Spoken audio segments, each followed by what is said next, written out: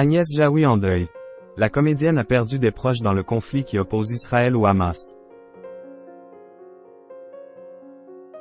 Dans une longue interview accordée aux Parisiens, samedi 18 novembre, Agnès Jaoui a raconté avoir perdu 2 proches lors des attaques du Hamas en Israël, tandis que 3 autres personnes de sa famille ont été kidnappées et n'ont plus donné de nouvelles.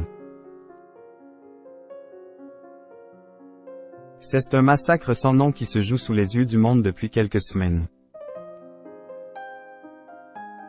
Le 7 octobre dernier, le conflit qui oppose Israël et la Palestine a pris un tournant sanglant après que le Hamas, organisation palestinienne classée comme terroriste, a lancé plusieurs roquettes depuis la bande de Gaza.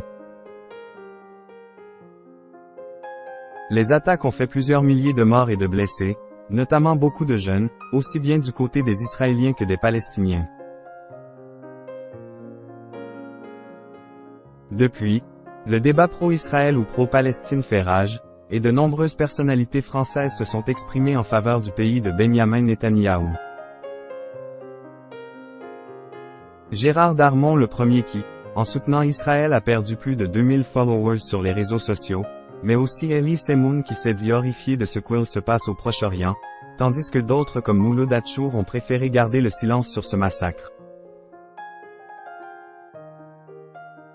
Certains, à l'instar de Karim Benzema ou des RIC Cantona se sont rangés du côté de l'ensemble des victimes de Gaza, peu importe leur origine.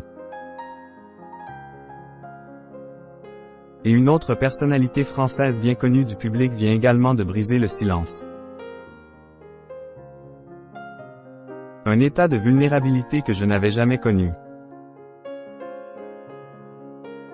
Longuement interviewée par Le Parisien, samedi 18 novembre, Agnès Jaoui a raconté avoir perdu des proches cousins du côté de son père, une adolescente de 13 ans, prénommée Noya Dan ainsi que sa grand-mère âgée de 80 ans ont été tués.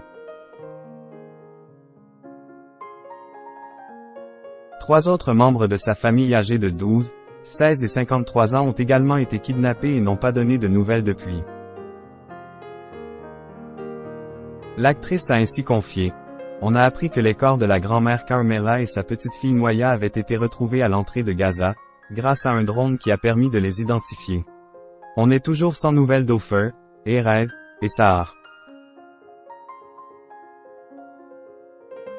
Si une partie de sa famille vit toujours sur place, dans un kibboutz à la frontière de Gaza, l'ex-compagne de Jean-Pierre Bacri s'est dit être dans un état de vulnérabilité et de tristesse infinie qu'elle n'avait jamais connu.